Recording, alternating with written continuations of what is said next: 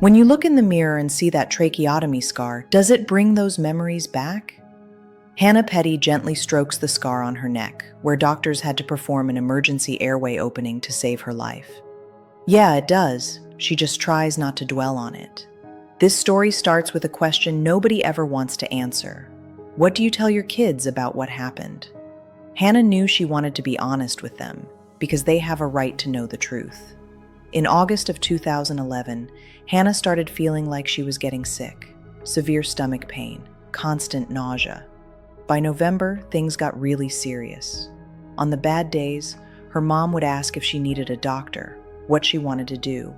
Hannah always said no, she was fine, it would pass, and most of the time, it did pass. But she had lost a lot of weight.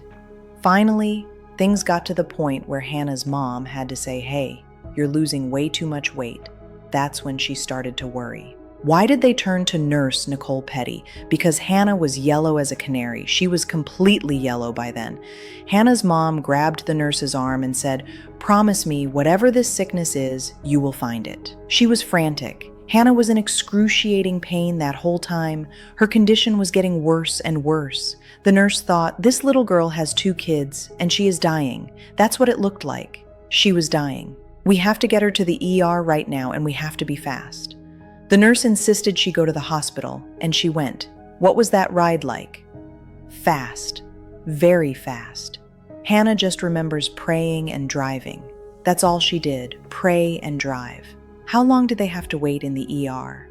10 hours. Then Hannah said, "Mom, something's wrong," and that's when she seized. It was horrific. A full-blown seizure, foaming at the mouth, her eyes just rolling back and forth nonstop. When you look at the pictures of Hannah in the hospital, everyone has the same thought. What on earth brought her to this state? What could cause her body to deteriorate to the point where she was unrecognizable? It is heartbreaking.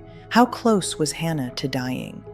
It is no exaggeration to say hours, maybe days. Someone said they figured out her problem. It was lead poisoning. She had been poisoned by lead. It was lead, just lead filings, soft enough to scrape off with a knife and put into capsules. At that point, everyone had to be a suspect. I'm going to ask you straight up, did you try to poison your wife? No. The first thing Hannah told her friends when she got home was that she believed Nicole made the whole thing up. One of the other doctors said she had to leave because she currently had a protection order. Hannah remembers them saying either he did it, she did it, or she did it herself, but someone was intentionally trying to kill her daughter. In January of 2012, the intense pain that had been ravaging Hannah Petty's body for 6 months hit her harder than ever before. It was unbearable. She stayed in bed for probably a week straight. Could she take care of her kids? She did her best.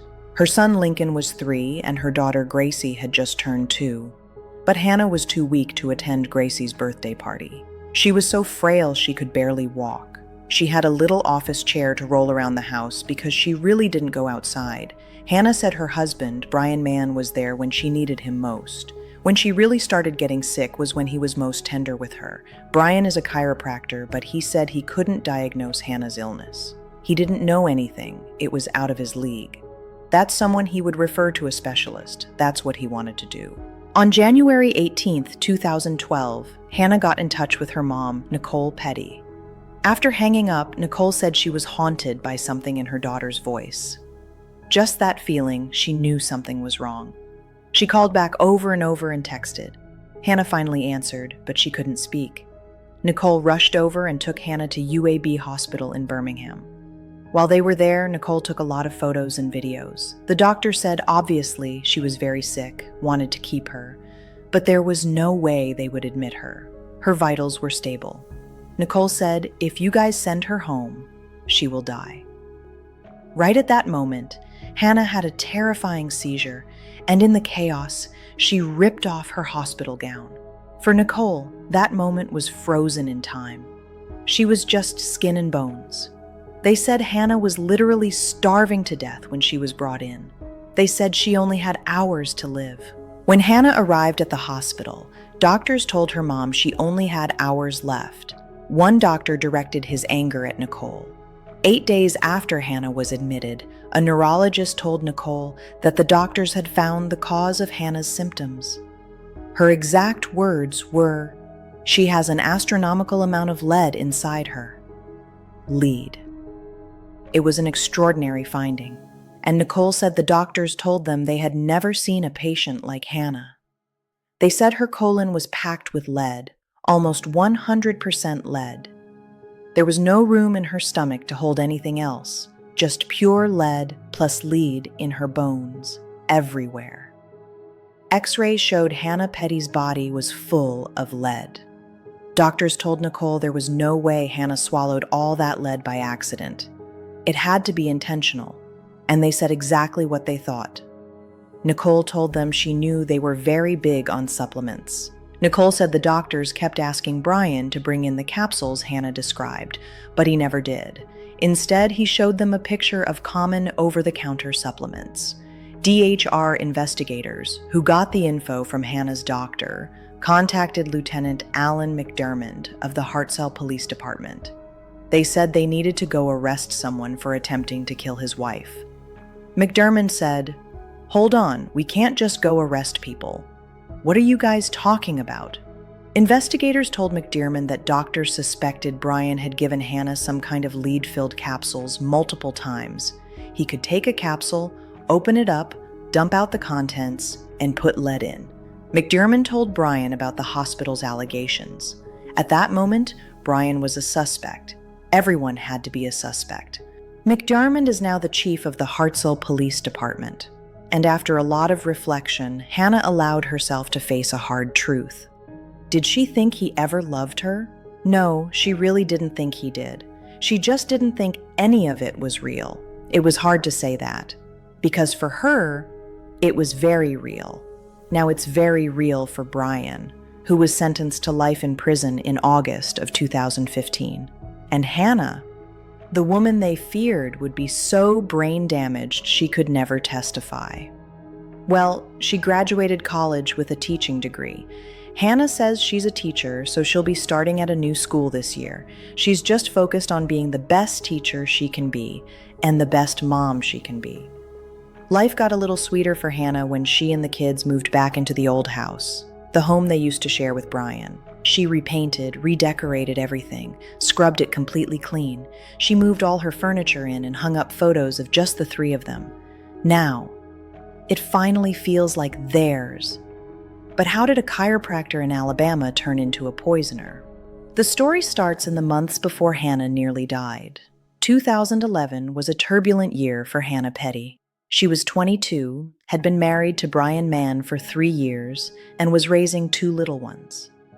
3-year-old Lincoln and 2-year-old Gracie had become her whole world, but the marriage to Brian was falling apart. Brian Mann wasn't your average husband. As a trained chiropractor, he appeared successful and respected in the small community of Hartselle. But inside the walls of their home, everything was crumbling. Divorce proceedings had started, and Brian knew he stood to lose a lot. The house, the money, and most importantly, custody. Hannah had proven herself to be a devoted mother, and everyone could see it. That was when Brian started talking about the immune system. The stress of the divorce, he claimed, was wearing Hannah down. She needed vitamins to stay healthy for herself and the kids. He could help. As a medical professional, he knew exactly what she needed. The pills looked completely normal, just standard gelatin capsules you could buy at any store. But inside, Brian had replaced the vitamins with something else entirely. Lead filings from a construction project at his chiropractic office. Hannah trusted her husband. Why wouldn't she? He was a doctor. He said the pills would keep her healthy. So every day, Hannah swallowed the capsules Brian gave her, unaware that each one was slowly poisoning her. Lead is a particularly cruel poison. It accumulates in the body over time, damaging every organ it touches: the brain, the kidneys, the liver, the nervous system. And once it's in, it doesn't come out easily. The first month, Hannah just felt a little tired. Maybe it was the stress of the divorce, she thought, or just chasing after 2 toddlers. But gradually, the symptoms got worse. Stomach pain, nausea, unexplained weight loss. Brian played the role of the concerned husband perfectly. He asked about Hannah's symptoms. He suggested she get more rest, and he kept handing her those vitamins, insisting they would help her feel better. But Hannah didn't feel better. She felt worse every single day. By November, she had lost nearly 45 pounds. Her once healthy body was now gaunt and weak. She had to reach for furniture just to keep her balance when she walked. Hannah's mother, Nicole Petty, began to worry seriously. She had raised a healthy, active daughter. The woman she saw now was a ghost of Hannah: jaundiced skin, sunken eyes, and the way she moved. It was like every step was agony. Nicole urged Hannah to see a doctor, but Brian always had an explanation. It was stress, it was lack of sleep, it was a lingering cold, and Hannah, trusting her husband's diagnosis, just kept waiting to feel better. What Hannah didn't know was that Brian was busy preparing for a future without her. While she was slowly dying, he was buying life insurance. More of it.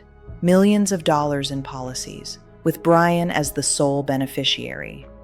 By January of 2012, Hannah was nearly dead. Her body had been fighting toxic lead levels for 5 months. Her organs were failing. Her nervous system was shutting down. And Brian, he knew it. But instead of urging his wife to seek medical care, he tried to stop her. He told her hospitals were too expensive. Insurance might not cover it. She just needed a little more rest, and she'd be fine. It was Nicole Petty who finally made the decision to save her daughter's life. On January 18th, after a phone call that terrified her, she drove to Hannah's house and found her daughter in the worst condition she had ever seen. Hannah couldn't stand up straight. She couldn't speak clearly. Her skin was a deep yellow that made Nicole think of jaundice. But this was something else, something much worse. Nicole didn't ask for permission. She loaded Hannah into the car and drove straight to UAB Hospital in Birmingham. It was the longest drive of her life.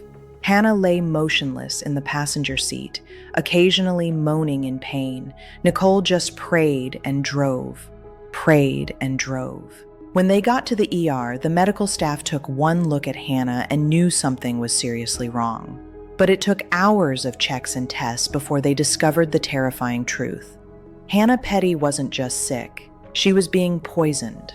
Blood test results showed lead levels that were astronomical. X-rays revealed her colon was full of metal. The doctors told Nicole they had never seen anything like it. The amount of lead in Hannah's body should have killed a healthy adult. And she had been living with it for months. The immediate question was, how could this happen? Lead doesn't just appear in the human body naturally at those levels. Someone had given Hannah lead on purpose. Someone had tried to kill her. When the police were called in, they had to look at everyone in Hannah's life. Who had the opportunity? Who had the means? And most importantly, who had the motive? Brian Mann had all three. As Hannah's husband, he had daily access to her. As a chiropractor, he had the medical knowledge to know what lead would do to the human body. And as a man facing an expensive divorce, he had a financial reason to want Hannah to disappear. But Brian hadn't counted on one thing: the power of a mother's love. Nicole Petty saved her daughter's life by getting her to the hospital just in time. And now, she was going to make sure justice was served. The investigation started right inside the hospital room where Hannah was fighting for her life. Lieutenant Alan McDermott of the Hartselle Police Department got a call he would never forget. A young woman was dying of lead poisoning, and doctors believed someone was trying to kill her. McDermott had 2 decades of law enforcement experience, but he had never seen anything like this. When he saw Hannah for the first time at UAB, he could barely believe this was a 22-year-old woman. She looked like a terminal cancer patient. The doctors showed McDermott the x-rays. The images were stunning. Hannah's entire digestive tract was lined with a dense metallic substance. The lead had cemented itself to her intestinal walls. There was no way this could have happened by accident. Brian Mann arrived at the hospital playing the role of the worried husband. He asked the right questions, showed the right amount of concern. But investigators noticed something odd about the way he reacted. Brian didn't seem surprised by Hannah's condition. He was almost prepared. When the doctors explained the severity of the lead poisoning, Brian didn't ask the questions a real husband would ask. He didn't ask how this could happen. He didn't ask who would do this to his wife. Instead, he asked about insurance and treatment costs. McDermott started asking questions. He told Brian to bring in all the vitamins and supplements Hannah had been taking. Brian said he would do it, but the capsules Hannah described never showed up. Instead, Brian brought in regular bottles of vitamins from the store. While Hannah lay in the ICU, doctors began the long and painful process of removing the lead from her body. They flushed her colon constantly, pulling out piece after piece of toxic metal. The process took weeks and was excruciatingly painful. Nicole Petty didn't leave her daughter's bedside. She watched Hannah go through violent seizures as her brain struggled with the damage caused by the lead. There were moments she wasn't sure if Hannah was going to survive. Brian continued to visit, but his behavior was getting more suspicious by the day. He asked a lot of questions about the investigation. He wanted to know what the police were finding out, and he kept insisting that he wasn't feeling well either. That was when Brian made his first mistake. He claimed he might be suffering from lead poisoning too. He went to Decatur General Hospital and demanded an x-ray. The results showed a little bit of substance in his intestines, but an experienced nurse told police it looked like it hadn't been there very long. McDermott pulled Brian's medical records. What he found confirmed his suspicions. The signs showed Brian had intentionally swallowed a small amount of lead to make it look like he was a victim too. But the amount in his body was nothing compared to what was found in Hannah. The key clue came from an anonymous tip. The caller told police that Brian had been involved in a construction project at his chiropractic office. They were installing lead sheets in the walls to block x-rays, and the caller had left the leftover lead with Brian. When McDermott went to Brian's office, he found exactly what he was looking for. Pieces of lead identical to what was found inside Hannah's body, soft enough to scrape into powder, perfect for stuffing into capsules. But the real bombshell evidence was the insurance policies. McDermott discovered that Brian had taken out 6 different life insurance policies on Hannah within the last year. In total, they were worth over $1.3 million if she died. Brian bought most of these policies while Hannah was already sick. He knew she was dying because he was killing her. And he wanted to make sure he got a huge payout for his work. When Hannah was finally strong enough to talk, she told police about the vitamins Brian had given her. He said they would boost her immune system during the stress of the divorce. She trusted him completely. Why wouldn't she trust her own husband? Hannah's story matched the timeline perfectly. She started taking Brian's vitamins in August. Her symptoms started at the same time, and they got worse and worse as he kept feeding her those lead-filled capsules. McDermott had enough evidence. In September of 2012, he arrested Brian Mann for attempted murder. When the handcuffs went on, Brian finally dropped the concerned husband mask. He got angry and defensive, claiming he was innocent and blaming everyone else. While Brian sat in jail awaiting trial, Hannah began a long journey of recovery. The damage the lead did to her body was severe and permanent. She had to relearn how to walk, talk, and even eat again. Doctors told her she might never be able to have children again. But Hannah was determined to take back her life. She filed for divorce as soon as she got out of the hospital. She moved away with the kids and started rebuilding herself from scratch. She went back to school to finish her degree, determined to become the teacher she always wanted to be. Nicole Petty became Hannah's support system. She helped take care of Lincoln and Gracie while Hannah recovered. She also became the loudest voice for justice, determined to make sure Brian paid for what he did. The heart cell community was shocked by the news. Brian Mann had been a respected member of the community. People found it hard to believe he was capable of something so cruel. But the evidence was undeniable. As the trial date got closer, Hannah faced the hardest decision of her life. Was she strong enough to testify against the man who used to be her husband?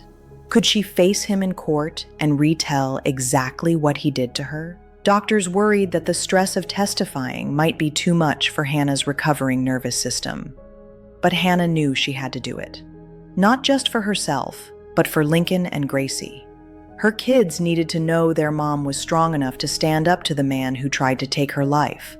The case against Brian Mann would become one of the most watched trials in Morgan County history.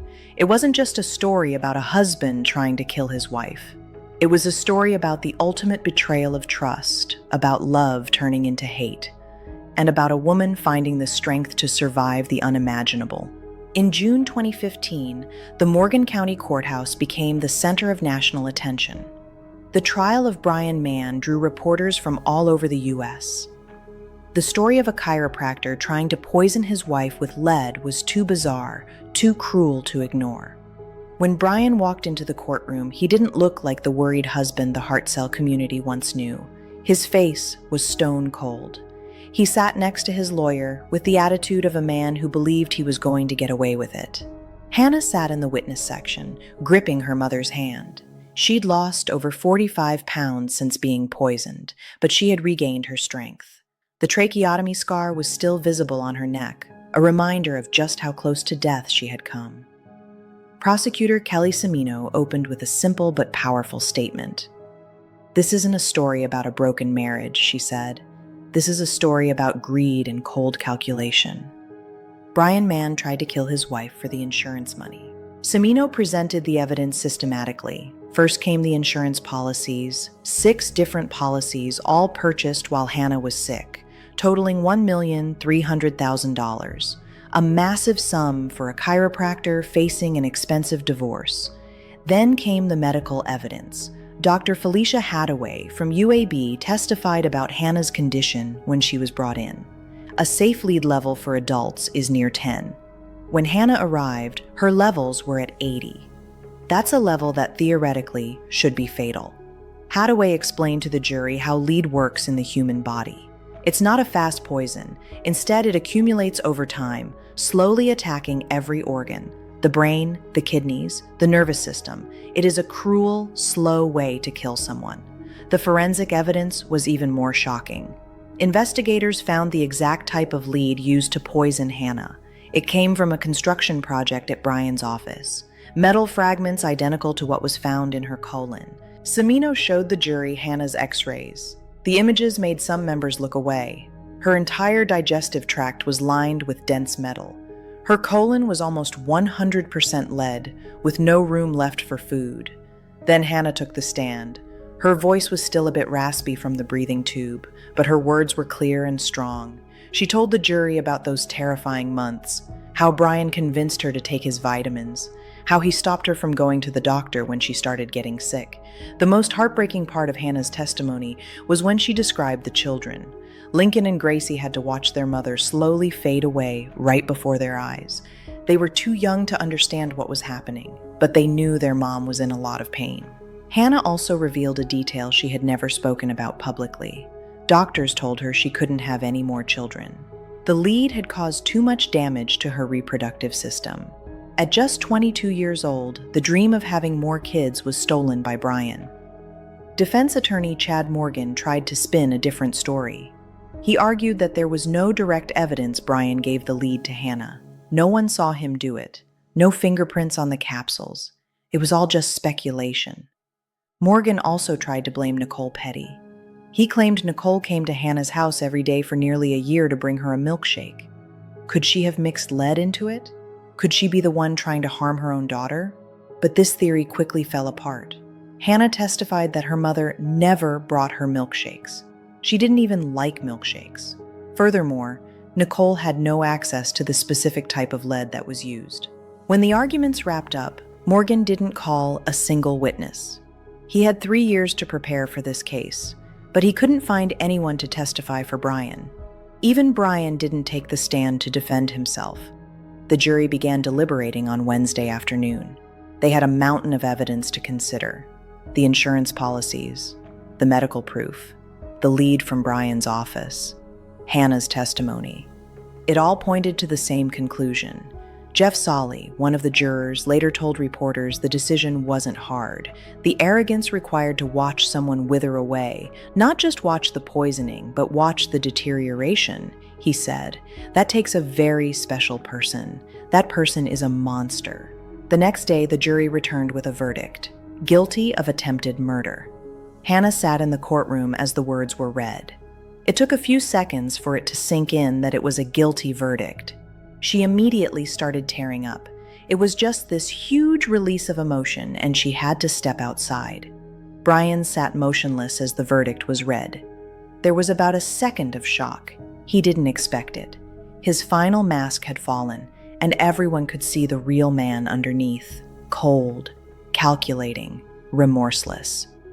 2 months later, Judge Charles Elliott sentenced Brian Mann to life without parole. Elliott told Brian he would ask the DA's office to notify him if Brian ever came up for parole.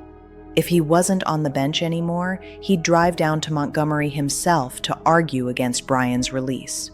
For Hannah, the verdict brought the closure she needed. It was validation that what happened to her was real. Brian had tried to kill her, and now the whole world knew it. But the most important chapter for Hannah began after the trial ended. She went back to school and finished her bachelor's degree in elementary education at Athens State University. In December 2014, she graduated with the degree she had always dreamed of. In 2015, Hannah started her first job as a second-grade teacher at Chestnut Grove Elementary. She found her purpose in helping kids learn and grow.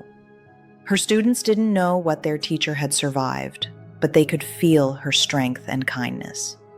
Hannah's life slowly returned to normal. In September 2015, after 4 years and 5 moves, she and the kids finally settled back into their own home. She completely redecorated the house, erasing every trace of Brian. "I've always loved this house," she said. "Obviously, there are memories I want to forget, but I choose to focus on the good ones and try my best to build a lifetime of better memories for my children." In December, she surprised Lincoln and Gracie with a new puppy named Tux, marking another step in their healing journey. The kids have grown into happy, healthy children, despite the early trauma they had to endure. Hannah and Brian are actually still legally married. The divorce proceedings have been put on hold during the trial, and the next court date isn't until December of 2016. It is an eerie reminder that even though Brian is serving a life sentence behind bars, the legal chains of their marriage still bind them together. Chief McDermott, now the head of the Hartselle Police Department, looks back on the investigation with a mix of pride and sadness. The Hannah Petty case became one of the most prominent of his entire career. It also fundamentally changed the way he views domestic violence. "It just goes to show that domestic violence takes many forms," McDermott explains. Gaslighting is psychological manipulation that makes someone question their own sanity, their memory, or even their ability to reason. This practice is incredibly common in domestic abuse situations. Not every victim walks away with bruises that the rest of the world can see. McDermott's hope is that other victims or friends of victims will see this case and find the courage to seek help. His officers and investigators understand the complex dynamics of domestic violence now, and they are trained to support victims and connect them with the services they need. The case also sent ripples through the medical community. Doctors at UAB and other hospitals are now better trained to recognize the signs of intentional poisoning. Hannah's ordeal has essentially become a textbook case study on how lead can be weaponized. Brian Mann is currently locked up at the Kilby Correctional Facility in Montgomery County. He has filed an appeal claiming the state failed to prove his guilt beyond a reasonable doubt. His argument is that while the state proved Hannah was poisoned with lead, they didn't prove it was his doing. Back in September, Mann filed for an acquittal or a new trial, but the court shut that down. He then filed a notice that he was appealing the conviction and asked to be released on bond with his sentence suspended during the appeal process. The court denied that request too. In December, the Alabama Court of Criminal Appeals ordered the Morgan County Circuit Court to rule on a motion from Mann's lawyer by Tuesday. The defense is trying to supplement and correct the record for the appeal. According to the motion filed on December 1st, 2 pieces of defense evidence were left out of the certified record. For Hannah, all these appeals are just background noise. She has moved on with her life and is focusing on what truly matters, her children and her teaching career. She has had to learn how to live with the lingering aftershocks of being poisoned. The neurological damage caused by the lead means Hannah still struggles occasionally with her memory and focus. She has days where she is hit with overwhelming exhaustion, a lasting reminder of what her body endured. But she has learned how to manage these challenges. The most remarkable thing about Hannah is that she found a way to forgive. Not because Brian deserves forgiveness, but because she deserves to be free from the anger that once consumed her. "I have forgiven him," she says, "and I just hope that maybe one day he can change his ways. You know, for the sake of his family and his kids." Lincoln and Gracie are older and stronger now, and they have adjusted well to their new life. They have fuzzy memories of the time when Mommy was really sick, but their main memories are of a strong, loving mother who has always been there for them. Hannah knows that one day she will have to sit them down and explain exactly what happened. She wants to be honest with them because they have a right to know the truth. But for right now, they are just happy kids with a mom who loves them to pieces. Hannah Petty's story was chronicled in an episode of the CBS documentary series 48 Hours titled Gaslighting Hannah Petty, which aired in January of 2016. The program brought her story to a national audience, featuring interviews with Hannah, her mother, law enforcement, and even Brian Mann himself. The episode dives deep into the complexities of the case, the painstaking investigation, and the emotional toll it took on everyone involved. It also highlights just how critical it is to recognize the red flags of domestic violence and gaslighting. For the locals who had followed the case from the beginning, seeing Hannah on national television was a powerful moment. This was the woman they had seen on her deathbed in the hospital.